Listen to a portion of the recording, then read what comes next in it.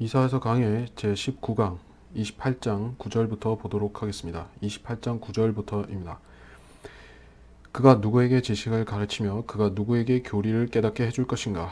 젖을 떼고 젖가슴에서 물러난 자들에게로다. 명령을 명령 위에 반복해야 하고 명령을 명령 위에 반복하며 줄을 줄 위에 반복하고 줄을 줄 위에 반복하여 여기서도 조금 저기서도 조금 하니 이는 그가 더듬는 입술과 다른 언어로 이 백성에게 말씀하실 것임이라.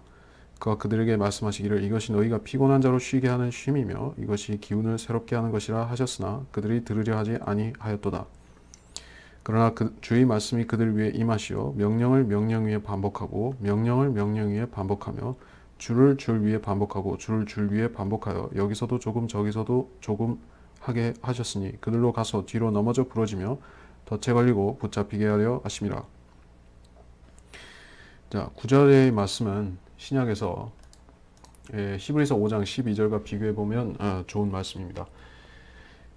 히브리서 5장 12절 그때로 보면 너희가 마땅히 선생들이 되었어야 할 터인데 이제 다시 하나님의 말씀의 기초 원리들이 무엇인지를 누군가가 너희에게 가르쳐 주어야 하니 젖이 필요한 사람들이지 단단한 음식을 필요로 하는 사람들은 되지 못하는도다.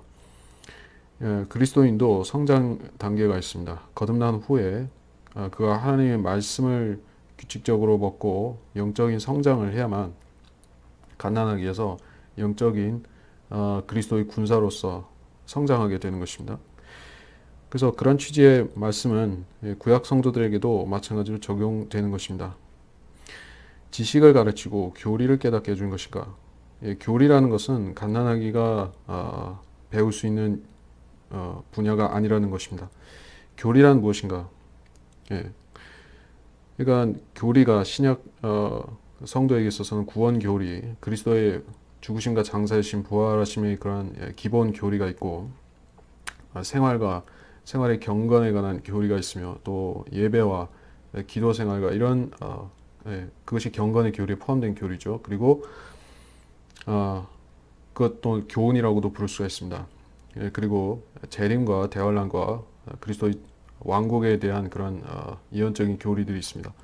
여러 가지 교리들이 있는데 성경에서 이 9절에서 말씀하는 이런 교리라는 뜻은 우리가 지금까지 살펴보고 있는 이 예언의 말씀들이 역사적으로 어떻게 적용될 것인가, 앞으로 어떻게 일어날 것이며 하나님께서 이 말씀을 어떤 시기에 대해서 말씀하신 것인가 하는 것을 분별하는 것이 교리를 깨닫는 것입니다. 그래서 그 교리와 그 지식을 깨닫기 위해서는 영적인 성장이 필요하다 하는 것입니다. 경건에 있어서 성장이 필요할 뿐 아니라 말씀을 종합적으로 검토하고 종합적으로 읽어서 공부해서 그가 말씀을 전체를 놓고 비교할 수 있어야 된다는 것입니다. 그러면 우리가 예언을 올바로 해석할 수 있는 기본기가 되는 것입니다. 그래서 이 구절과 관련된 참조 구절은 다른 곳에도 있습니다. 누가복음 10장 21절, 고린도전서 1장 25절, 3장 18절로 20절. 고린도전서 구절을 조금 보겠습니다. 고린도전서 1장 25절. 이는 하나님의 어리석음이 사람들보다 더 지혜롭고 하나님의 연약함이 사람들보다 더 강하기 때문이라. 하나님께서 복음 전파의 어리석음으로 세상에 지혜 있는 자들을 어리석게 만드시고 어리석은 자들을 지혜롭게 만드신다는 그 말씀이었습니다. 하나님의 지혜는 인간의 지혜와 같지 아니하고 하나님의 능력은 인간의 무능력해지는 그 시점에서 자기의 무능과 자기의 불의함과 자기가 쓸모없다는 사실을 시인할 때 거기서부터 하나님의 지혜가 주어지는 것입니다. 자, 그래서 하나님의 지혜를 배우기 위해서는 반드시 영적인 성장 과정이 있어야만 되고 그 성장은 다른 것이 없이 일단 말씀을 공부해야만 성장이 될 수가 있는 것입니다. 그래서 10절에 명령을 명령 위에 반복하고 줄을 줄 위에 반복한다는 말씀이 이어지는데 이 말씀이 두 구절에 계속 반복되는 것입니다. 이 반복이라는 것이요, 반복되고 반복되고 반복되고 반복된다. 주님께서 말씀을 그렇게 우리한테 배우라고 말씀하신 것이요. 근데 여기서는 그들이 하나님께서 말씀을 반복해서 주심에도 불구하고 그것을 깨닫지 못한다는 뜻으로 주신 말씀입니다. 하나님께서 구약에 예수 그리스도를 여러 번 계시하셨죠. 초림 예수 그리스도, 재림 예수 그리스도를 반복적으로 예시하셨습니다. 때로는 어떤 사건으로, 어떤 인물로서 예표하시고 또 직접적으로 임마누엘이라든지 메시아 또는 가지라든지 여러 가지 인자로 오시는 하나님에 대해서 예언한 것이요. 그래서 이스라엘 사람들은 그 시기에 대해서도 구약 성경에 나왔고 다니엘의 70제주로서 알려주셨고 또 어떻게 태어나시고 어떻게 사역하시고 죽으실지에 대해서 이 초림 예수 그리스도에 대해서 반복해서 예언이 되고 있습니다. 구약이 그런 책이라는 것입니다. 그런데 정말 정작 유대인들이 예수 그리스도를 직접 자기들 눈으로 보았을 때는 믿을 수가 없었다는 것이요. 왜냐? 하나님께서는 여기서 조금 저기서 조금 하신 것이요. 그러니까 예수 그리스도의 초림이라는 성경의 한 책을 두시고 거기다 다 쓰신 것이 아니라 또는 예수 그리스도의 재림이라는 주제로 어떤 책을 쓰신 것이 아니라 구약에는 다 말씀들이 요소에 흩어져 있다는 것입니다.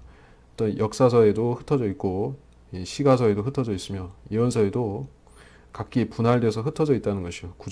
때로는 구절 대 구절로 때로는 어떤 단락으로 이렇게 나뉘어져 있기 때문에 이것들을 전부 공부했다고 하면 그 사람은 예수 그리스도의 초림도 믿을 수 있고 재림도 믿을 수가 있지만 그렇지 못하다고 하면 성경을 등한시하고 그 전체적으로 공부하지 않았다면 알 수가 없는 것입니다.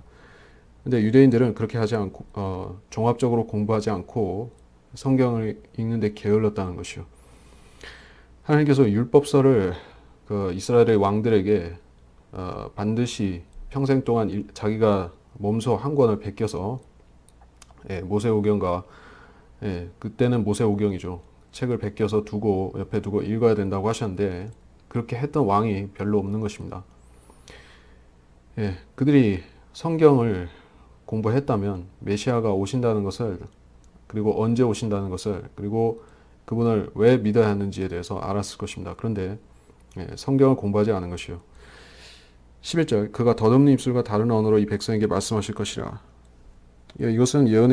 이것이야말로 예언입니다. 고린도전서 14장 21절로 22절을 보겠습니다.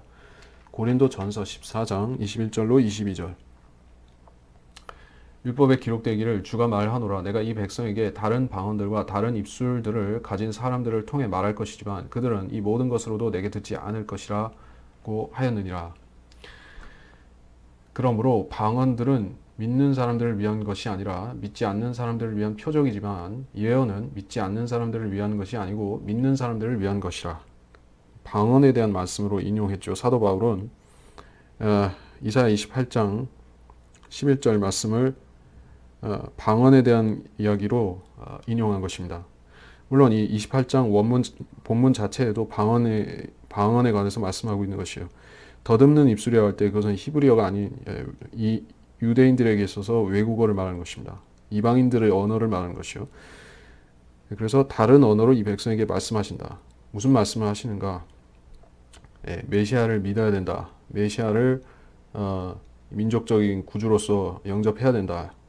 메시아를 십자가에 죽인 것을 회개해야 된다. 이런 설교가 사도행전에서 유대인들에게 방언으로서 전파가 되었던 것입니다. 그것은 사도행전 2장에 나왔던 사건이고 그때 외국어 방언들이 유대인 선지자들, 유대인 사도들의 입을 통해서 유대인들에게 전파가 된 것입니다. 근데 그것은 그 외국에 흩어져 살다가 돌아온 유대인들이 듣게 된 설교였습니다. 그래서 그들은 더듬는 입술과 다른 언어로 된 설교를 듣고 회개하라는 하나님의 명령을 받았던 것이요. 하나님께서 히브리어로 말씀하시고 선지자들에게 말씀하시고 침례 요한과 예수 그리스도를 통해서 유대인들을 위한 사역을 하셨지만 유대인들을 안 받아들였던 것입니다. 그렇다면 하나님께서는 이방인의 언어를 빌려서 책망하신 것이에요. 예. 그래서 성경이라는 구약 성경이라는 책이 구약 성경이라는 책이 그때는 히브리어로 되어 있었지만 지금은 수많은 이방의 언어들로 구약 성경뿐만 아니라 신약 성경까지도 신약 성경과 구약 성경이 다 번역이 된 것입니다.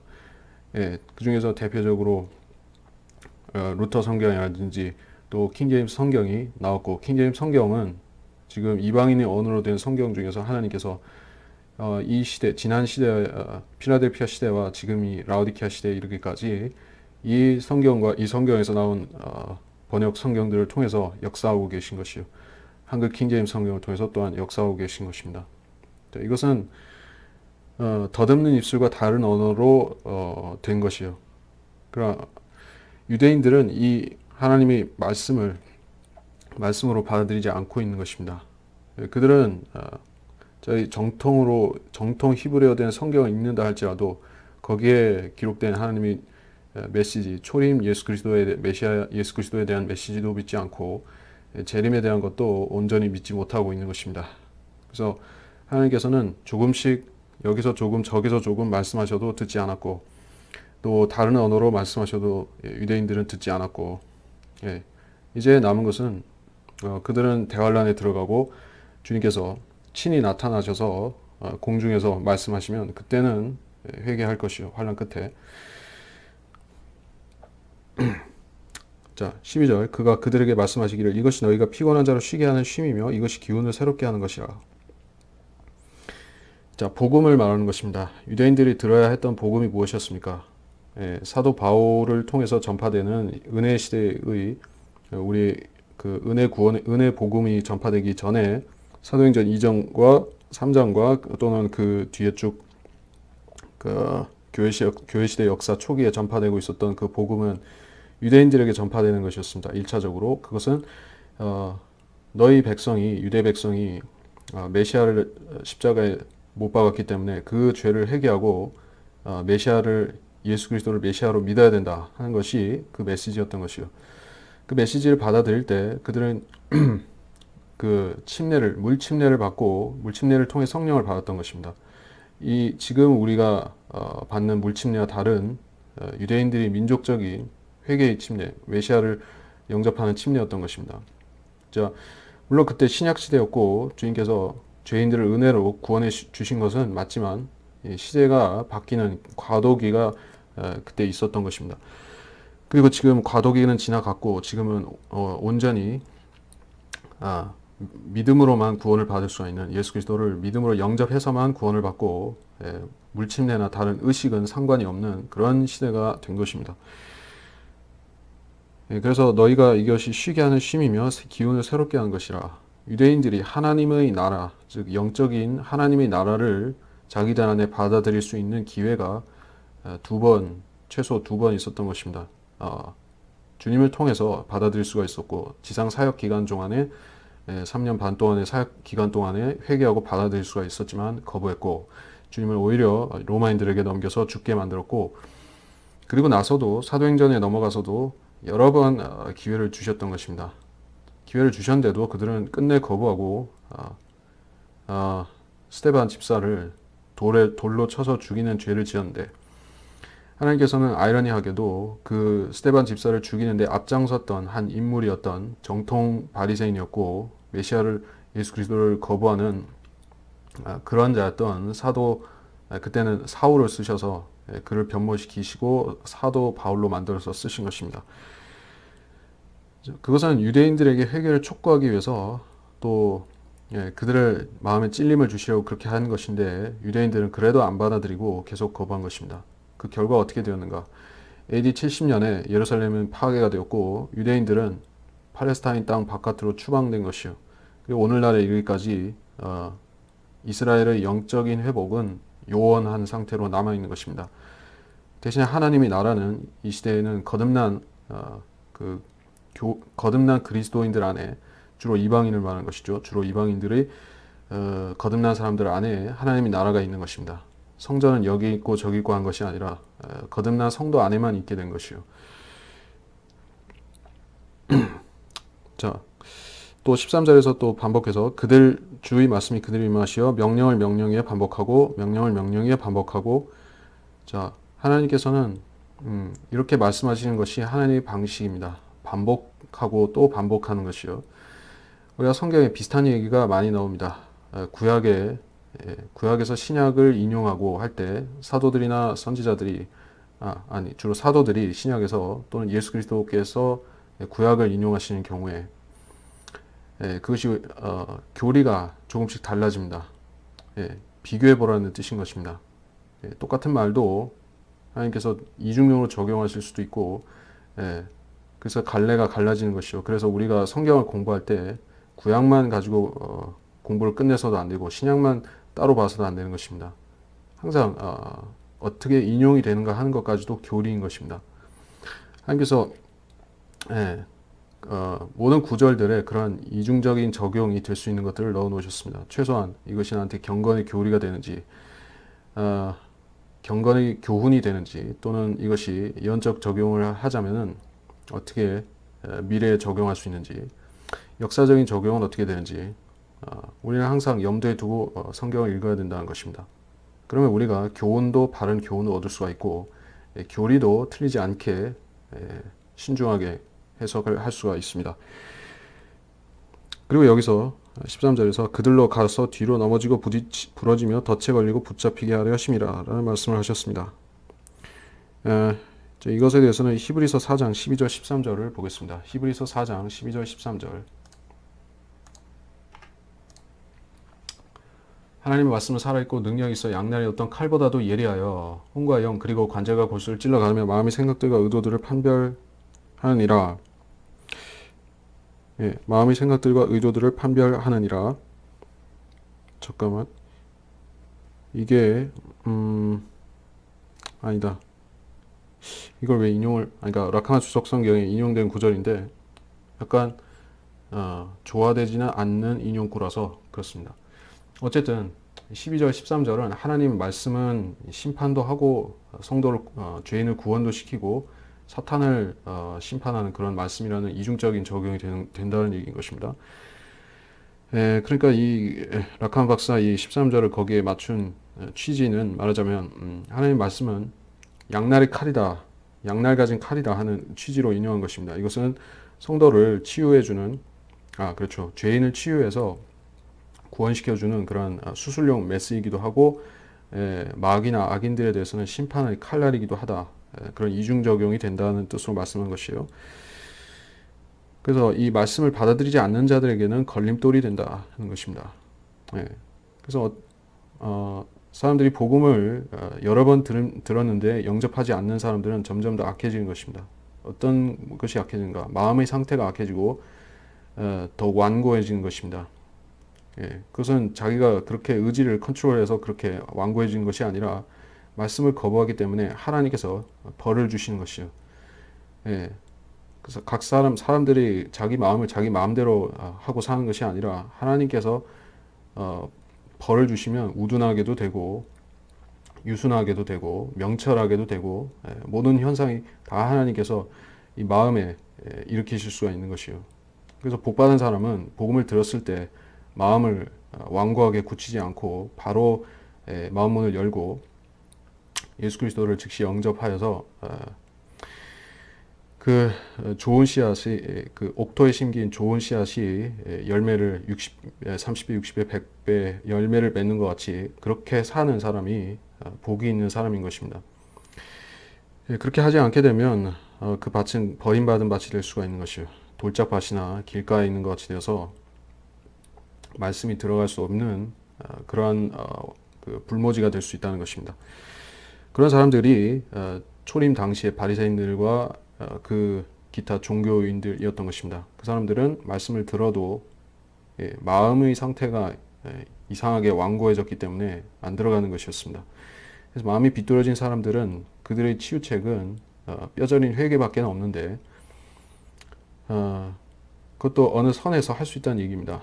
마음이 너무나 완고해졌을 때는 그런 회개도 거의 어렵게 되는 것이요. 그래서 하나님께서 성령을 모독하는 일에 대해서 말씀하시면서 예수 그리스도께서 하신 일이 명백한 하나님의 역사요 또 성령께서 하신 일이었음에도 불구하고 그것을 거부하고 비난하고 모독하는 그 자들에 대해서는 용서함이 없다라는 말씀을 하시면서 그들에게 내린 심판은 바로 그것이었습니다. 복음이 전파될 때 나중에 사도 바울이 나타나고 베드로가 전파하고 많은 사도들이 전파하는 그 복음을 백성들은 받아들이고 수천 명씩 구원을 받고 그러는 시점에 사도행전 2장과 3장과 이런 시점에 바리새인들도 물론 믿는 사람은 소수 있었지만 대부분은 거부한 것이요. 그 사람들이 마음이 하나님께서 정죄하시고 그들을 버림받은 마음에 내버려 두셨다. 그래서 믿지 못했던 것입니다. 이것은 어떤 사람이 태어나기 전에 하나님께서 미리 운명을 정하신다는 칼빈주의나 기타 그런 운명론적인 주장과는 전혀 상반된 것이요. 그 사람이 자기의 행위의 결과를 스스로 받는 것입니다. 복음을 완고하게 거절한 사람에게 하나님께서 벌 주시는 것이요. 그걸 알아야 될 것이고 14절 그러므로 예루살렘에 있는 이 백성을 치리하는 너희 경멸하는 자들아 주의 말씀을 들으라. 자, 항상 이스라엘 역사의 문제는 치리자들에게 있었습니다. 제사장, 왕들, 또 장로들, 원로들 이런 자들이 먼저 문제를 일으킨 것이요. 백성은 항상 왕과 고관들이 하는 것을 따라 배우게 되어 있는 것입니다. 그 복음의 역사를 물어나고 항상 어떤 나라가 무너지는 것은 왕부터 잘못됐기 때문에 그렇습니다.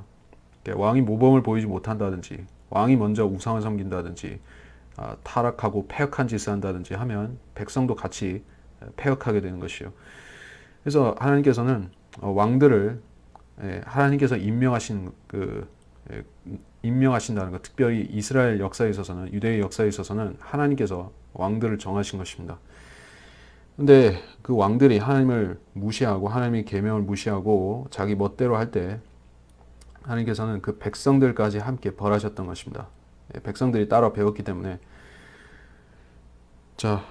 그래서 이 백성을 치리한 너희 경멸하는 자들아 치리지 않는 자들이 하나님의 말씀을 우습게 여기고 있다는 그런 뜻입니다. 이 시대에도 당연히 적용이 될 수가 있는 부분이 교회가 물론 이스라엘 신정국가는 아니지만 이 교회에 맡겨진 것은 책무 중에 하나가 복음을 전파하는 책무가 맡겨졌고 또 하나님의 말씀을 신실하게 간수하고 전파하고 보존할 뿐만 아니라 전파하고 또 하나님 말씀을 공부하고 가르치는 그 기능을 하는 것이 바로 우리 신약 교회에게 주어진 하나님께서 맡기신 책무라는 얘기입니다. 그런데 그 책무를 이 시대의 교회들은 대부분이 그것이 책무인 줄도 잘 모르고 놓치고 있고 또는 알면서도 안 하는 것입니다. 게으른 것이요. 그래서 말씀을 가르치는 대신에 손쉽게 할 수 있는 일들을 취하는 것입니다. 어떤 프로그램에 의존해서 그러니까 요식행위로서만 하는 것입니다. 이를테면 제자훈련이라든지 이것은 요식행위인 것이요. 그런 식으로 해서 하나님 말씀을 배울 수가 없고 전혀 깨달을 수가 없는 것입니다. 그러니까 성경 공부라는 것은 기본적으로 목적이 성경의 가르침, 성경의 주제에 합당하게 맞아야 됩니다. 성경 공부의 1차적인 목적은 구원의 교리를 깨닫는 데 있는 것이 아닌 것이요. 성경을 공부하지 않는다 할지라도 우리 안에 성령이 계시면 거듭난 사람은 자기가 어떻게 구원받았고 예수님이 내 죄를 용서해 주셨고 내 행위로 구원받은 것이 아니고 이거는 신앙의 기본 중에 기본에 해당하는 것입니다. 몇몇 성경 구절에 대한 강한 확신만 가지고도 이것은 증거하고 전파할 수가 있는 사실입니다. 단지 구원의 확신을 위해서 세우기 위해서 성경을 공부하는 것이 아니라 우리는 이 진리 말씀이 사람들을 책망하죠. 죄에 대해서 의에 대해서 책망하고 또 바로잡는 것이요. 또 그들이 하나님 말씀을 거부하고 자기들의 그런 꾀를 추구하고 자기들의 세상 지혜를 추구하고 그래서 비록 성경이 어떤 사회를 개선시키는 그런 사회 개혁을 위한 말씀은 아니지만 사람들에게 회개를 촉구할 수 있어야 된다는 것입니다. 생활 전반에 있어서 말에 있어서 태도에 있어서 모든 것에 회개를 촉구할 수 있는 것입니다.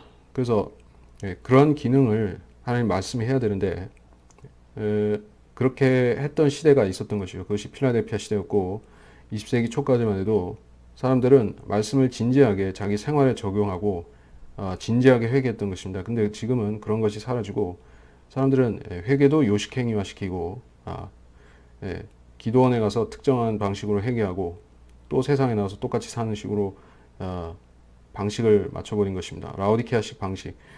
사람들이 자기 권리를 추구하는 것이요. 교회 안에서 회개하고 자기가 그리스도의 종이 되어서 하나님의 일을 하는 것이 아니라 자기 자리를 지키려고 하는 것입니다. 크리스찬은 이 사회에서 이 세상에서 왕처럼 사람들을 부리거나 지배하는 것이 아닙니다. 그것이 그것이 라오디케아 시대에는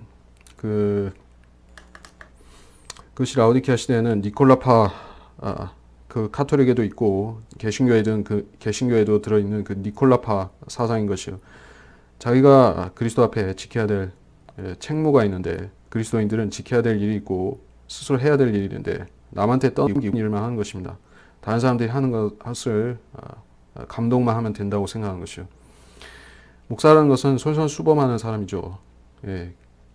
교회 시대의 목사는 왕이 아니라 이스라엘의 왕 같은 존재가 아니라 성도들 앞에서 본이 되고 섬기는 사람인 것인데, 근데 이 시대의 목사들은 섬기는 것이 아니라 군림하려고 합니다.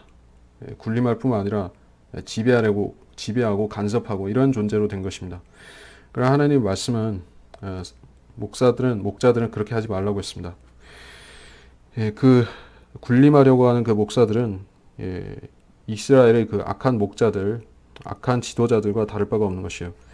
15절부터 너희가 말하기를 우리가 사망과 더불어 언약을 맺었고 우리가 지옥과 더불어 합의하였도다. 넘치는 재앙이 지나갈지라도 우리에게 임하지 못하리니 이는 우리가 거짓을 우리의 피난처로 삼았고 허위 아래 우리 자신을 숨겼음이라 하였도다.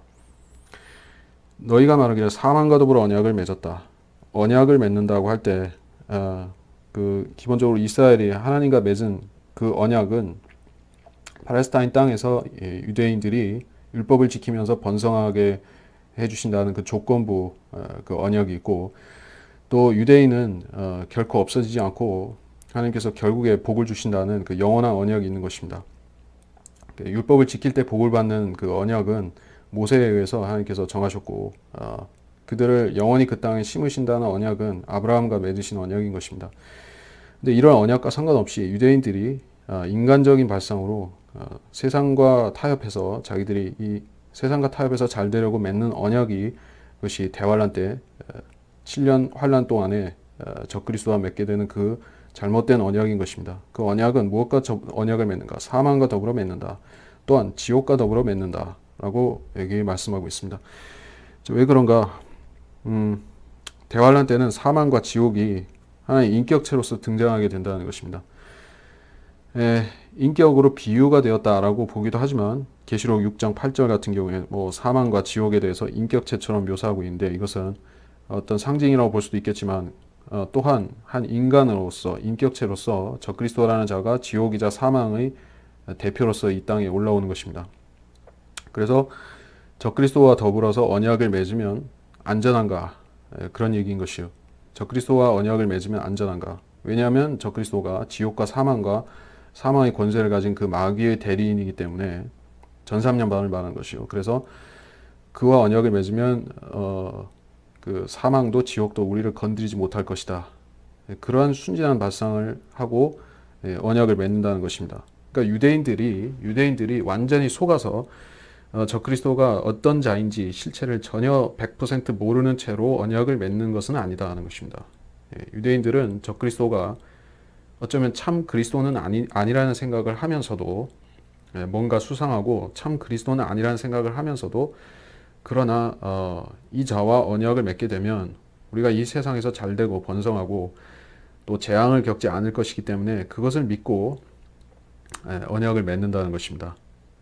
이것이 하나님께서 가증하게 여기시는 것이요. 하나님께서는 이런 그 실용주의, 편의주의적인 발상으로 하는 모든 언약들, 계약들, 그러니까 인간 세계에서 국가나 국가 사이에 맺어지는 것이든지 개인과 개인 사이에 하는 것이든지 이런 뒤에서 다른 의도를 꿍꿍이를 품은 채로 이익을 위해서 맺는 언약들이 있죠. 예, 그런 것들은 결국에 다 틀어지게 되어 있는 것입니다. 그 이익의 공통 분모가 달라지게 되면 언약은 깨질 수밖에 없죠. 그러니까 적그리스도가 유대인들과 언약을 맺는 이유는 한마디로 시간을 벌기 위한 것입니다. 예, 적그리스도가 7년 그 환란의 초반에 등장했을 때 그는 흰 말탄자로 계시록 6장 1절에 등장해서 정복하고 또 정복하려 하면서 이렇게 확장하는 것입니다. 그가 일단 확장한 다음에 유대인들을 공격할 것이요. 그러한 시간을 3년 반 동안 벌려고 7년이라는 조약을 마음에도 없으면서 맺어 놓는 것입니다. 예, 유대인들은 그 부분까지는 사실 모르겠지만 뭔가 뒤가 구리다는 것을 명쾌하지 않다는 것을 알면서도 당장 안전을 보장받기 위해서 그렇게 합니다. 이스라엘이라는 나라가 지금 그런 형세에 처해 있다고 우리가 볼 수가 있는 것이죠. 1948년에 유대 이스라엘 나라가 세워진 이래로 1차, 2차, 3차, 4차 중동 전쟁이 있으면서 이스라엘은 이기기도 하고 비등비등하기도 하고 또 점차 열세에 몰린 것입니다. 지금은 예전 같지가 않은 것이에요. 왜냐하면 마지막 때가 되었기 때문에 하나님께서 마귀의 권세를 허용하신 것이요. 그래서 적그리스도와 적그리스도의 권세, 그와 연합할 자들의 그런 권세가 강해지고 있는 것입니다. 그리고 유대인들은 점점 수세에 몰리기 시작한 것이요. 그래서 어느 순간에 유대인들이 열세로 뒤집어져서 지중해로 쓸려 나간다든지 이런 사태가 일어날지 모르기 때문에 유대인들은 자기들을 지켜줄 그런 그 이방인 권세라고 하면 다 받아들이려는 그런 자세를 갖고 있는 것이요. 그것이 누가 되었든 유대인을 보호해 준다면 받아들이겠다. 그래서 적그리스도는 등장했을 때 손쉽게 유대인과 언약을 맺고 또 그 7년의 환란기를 시작하게 되는 것이요. 그래서 허위 아래 우리 자신을 숨겼도다. 적그리스도와 맺는 그 언약은 허위와 기만적으로 세워지는 거짓 언약이다 하는 것입니다. 16절 그러므로 주 하나님 이같이 말하노라 보라 내가 시온에 한 돌을 기초로 두었나니 시험받은 돌이요 귀한 모퉁이 돌이며 단단한 기초라. 믿는 자는 다급하게 되지 아니하리라. 나는 또한 공의로 주를 삼고 의로 주를 삼으니 우박이 거짓말의 피난처를 쓸어버리며 물들이 그 은신처에 넘쳐 흐르리라. 예, 내가 시온에 한 돌을 기초로 두었다. 이것은 예수 그리스도를 말하는 것인데 초림 때에는 그것은 그 돌은 사람들에게 버림받는 돌이었습니다. 예. 이 시험받은 돌이라고 하는 것은 초림 때 주님께서 시험을 받으셨죠. 사탄에게 시험을 받으시고 사람들에게 시험 받으시고 또 십자가에서 시험 받으셨던 것이요. 그 주님께서 모든 시험을 통과하신 다음에 귀한 모퉁이 돌로서 되신 것입니다.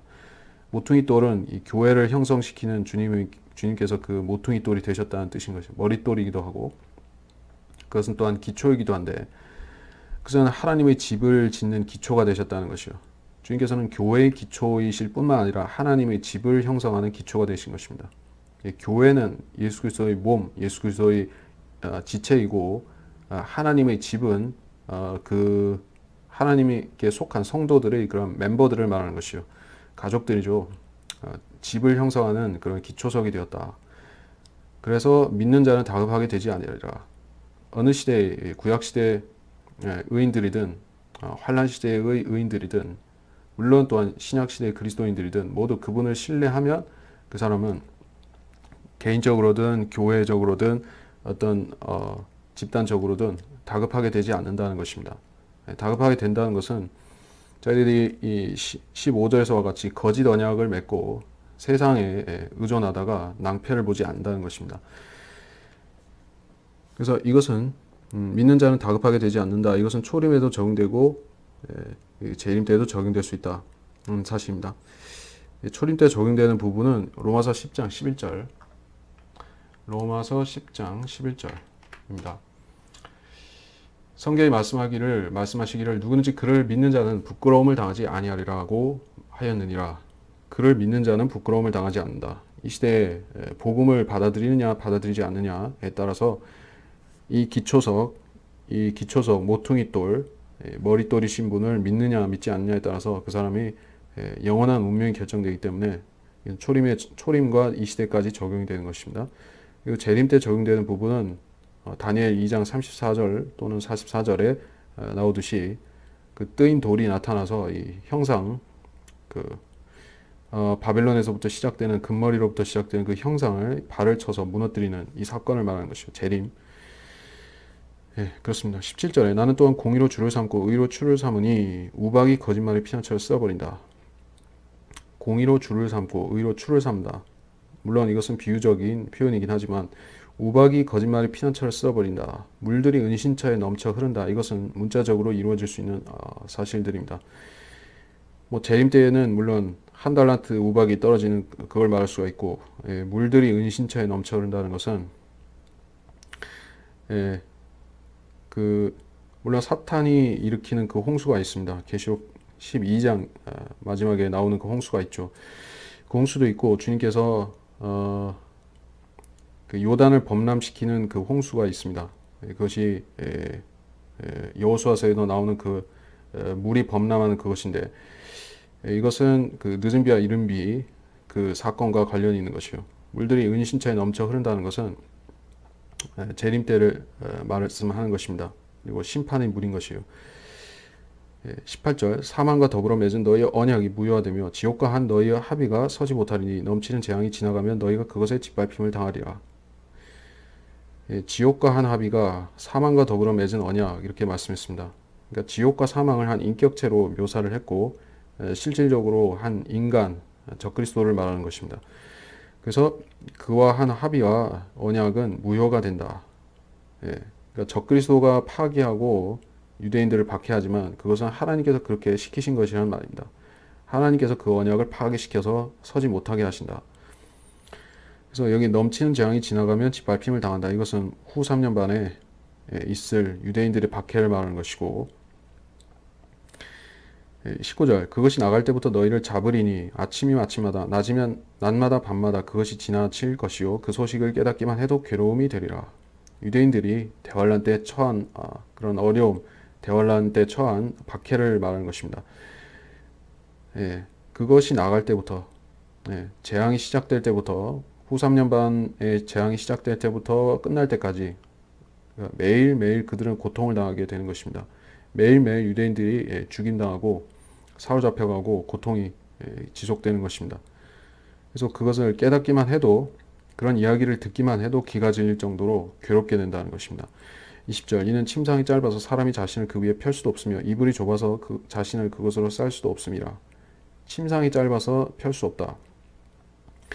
사람이 잠을 그 피곤해서 잠을 자고 싶은데 계속 그 침상이 맞지 않아서 굴러 떨어지는 또 일어나서 몸을 지쳐가면 굴러 떨어지고 이불이 좁아서 추운데 덮으려고 하는데 발이 시려서 잘 수가 없고 이런 이러지도 저러지도 못하는 괴로운 어쩔 수 없는 그런 상황을 묘사한 것이요. 유대인들이 그런 상황에 처해 있다. 21절 주가 프라심산에서와 같이 일어나며 기본 골짜기에서 같이 진노하여 그의 일 곧 그의 기이한 일을 행할 것이며 그의 역사 곧 그의 기이한 역사를 이루리라. 프라심산에서의 사건이 무엇인가? 이것은 사무엘하 5장 20절로 24절 그 사건을 보면 됩니다. 사무엘하 5장 20절 다윗이 바알 프라심에 이르러 다윗이 거기서 그들을 치고 말하기를 주께서 물을 흩으심 같이 내 앞에서 내 원수들을 차고 부수셨도다 하더라. 그러므로 그가 그곳의 이름을 바알 프라심이라 불렀더라. 그때 거기서 필리스티아인들이 그들의 형상들을 버리니 다윗과 그의 사람들이 그것들을 불살랐더라. 그래서 다윗이 필리스티아인들을 이겼던 이 싸움이 주께서 일어나셔서 아마겟돈 전쟁에서 승리하시는 그 싸움과 비견된 것입니다. 그래서 다윗에게 넘겨주셨지만 재림 때에는 다윗의 뿌리요 다윗의 자손인 예수 그리스도에게 그 심판이 넘어갈 것이요. 기본 골짜기에서와 같이라고 할 때 이것은 여호수아서 10장 10절로 11절 그 구절을 참조할 수 있습니다. 여호수아서 10장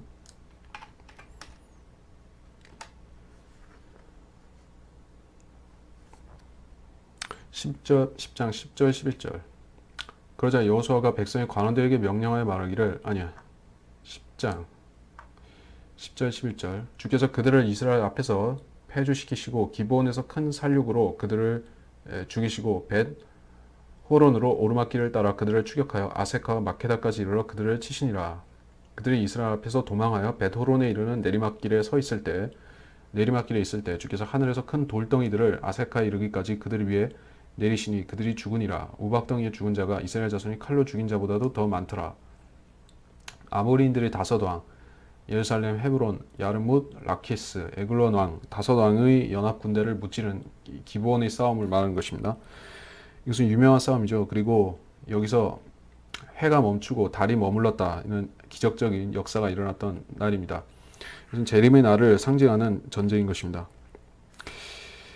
자, 그래서 그때와 같이 주께서 친히 일어나셔서 기이한 일을 행하시는데 재림을 말씀하는 것이요. 재림 때 있을 여러 가지 기이한 일들. 초자연적인 군대가 하늘에서 등장해서 이 땅에 있는 또 하나의 초자연적인 군대를 부술 것입니다. 그것이 기이한 일이고 22절. 그러므로 이제 너희의 결박들이 견고해지지 않도록 너희는 조롱하는 자들이 되지 말라. 이는 내가 만군의 주 하나님으로부터 멸망을 들었음이니 온 땅에 결정하신 바니라. 너희는 귀를 기울여 내 음성을 듣고 경청하여 내 말을 들으라. 너희의 결박들이 견고해지지 않도록 유대인들이 사로잡혀 간 상태, 유대인들이 나라를 잃어버린 상태를 말하는 것입니다.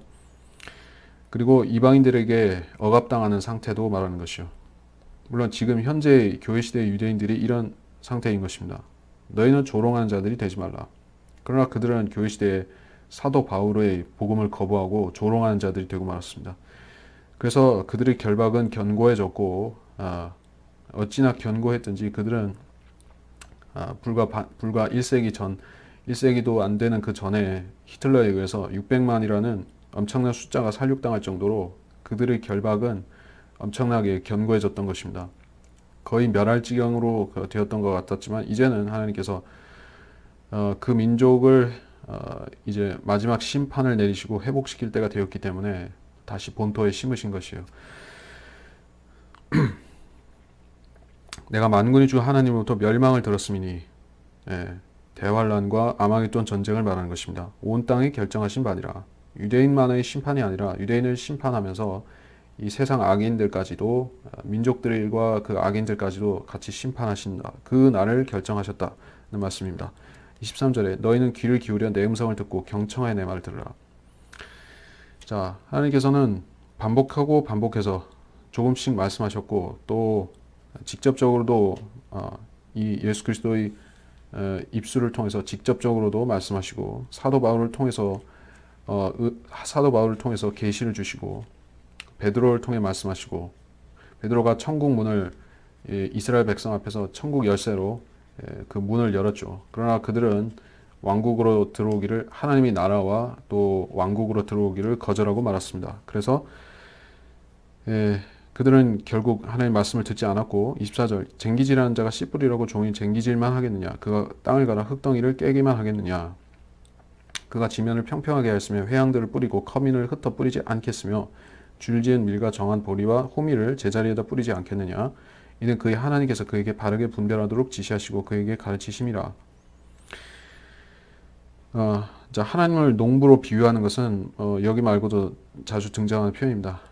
또는 하나님께서는 포도원을 가꾸시는 농부이기도 하시고 또 올리브 그 과수원을 가꾸는 분이기도 하시고 여러 종류의 나무들과 식물들을 관장하시는 그런 농부 같으신 것입니다.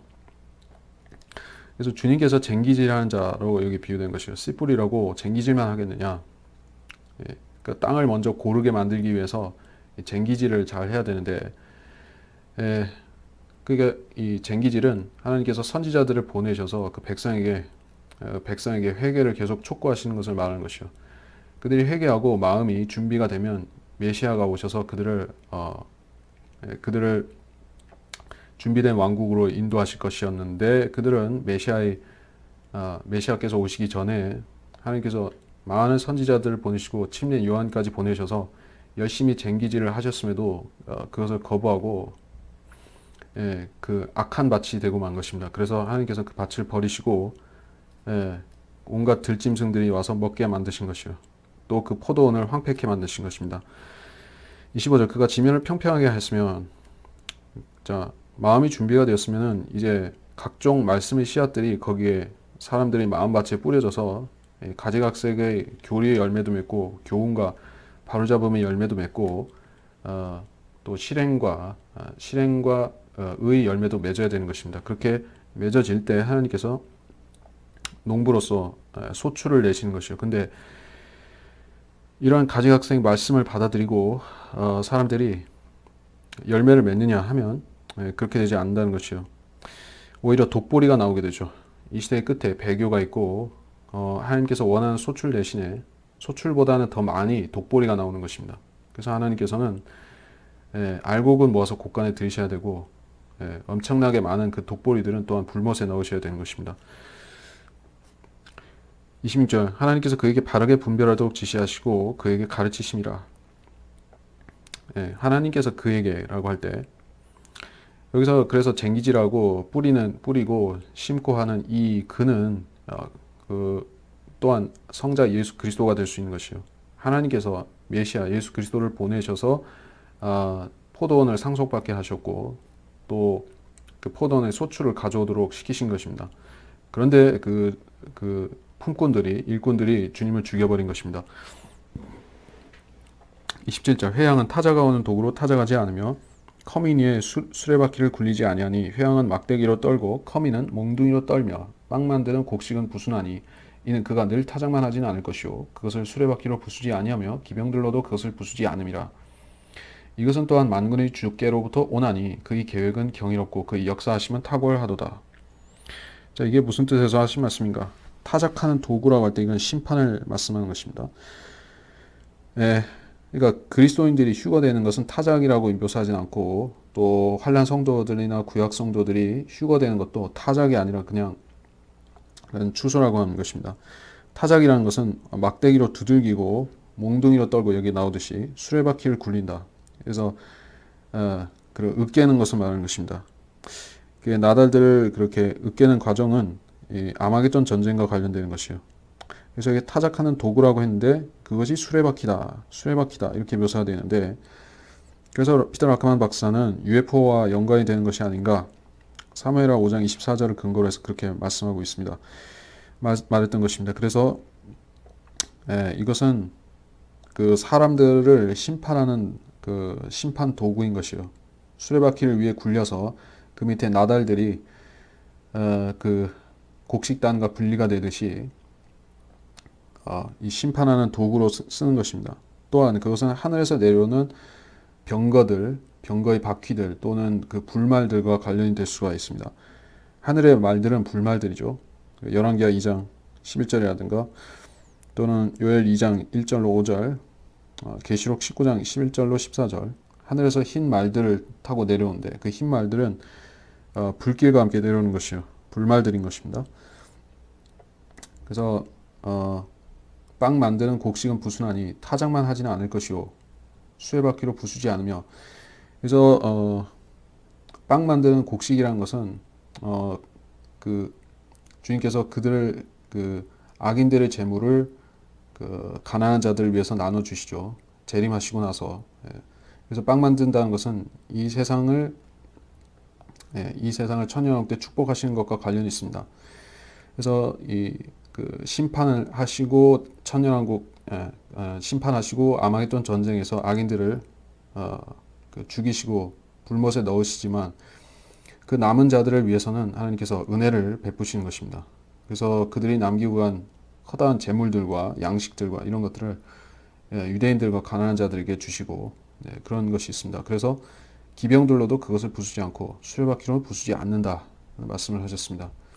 그래서 이것은 만군의 주께로부터 오나니 주님께서 재림하시면서 이렇게 그러니까 대상을 선별적으로 해서 심판하시고 남겨놓을 자는 남겨놓으시고 지옥에 보낼 자는 보내시고 또 양과 염소를 가르시고 이렇게 이런 계획 자체가 경이롭고 탁월하다는 말씀을 하신 것이에요.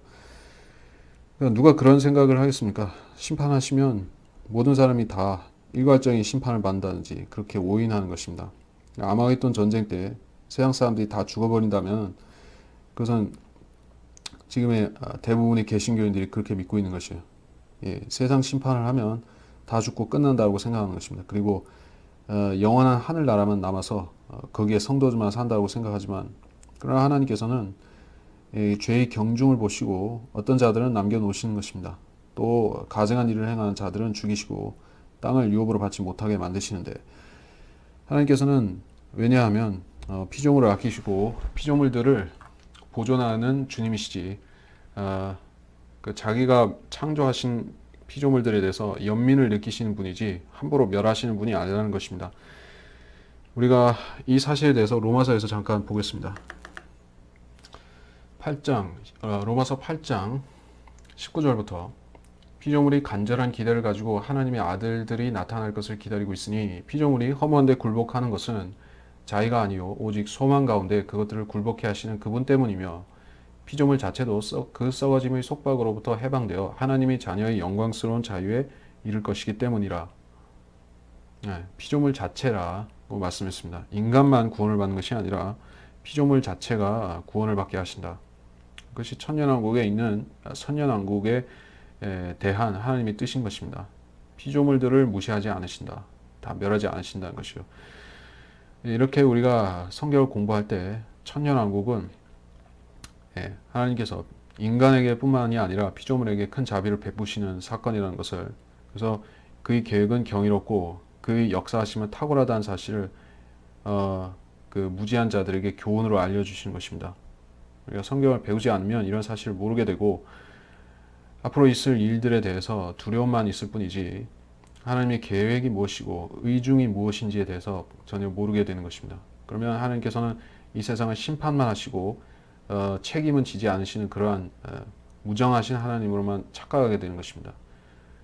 예, 실질적으로 이 시대에 은혜 복음을 제대로 믿지 않아서, 정확하게 믿지 않아서 구원을 받지 못한 그 사람들은, 많은 제독교인들 그리고 종말론을 가르치고 믿는 그 자들은, 그 자들이 믿는 하나님은 모슬렘의 알라와 또는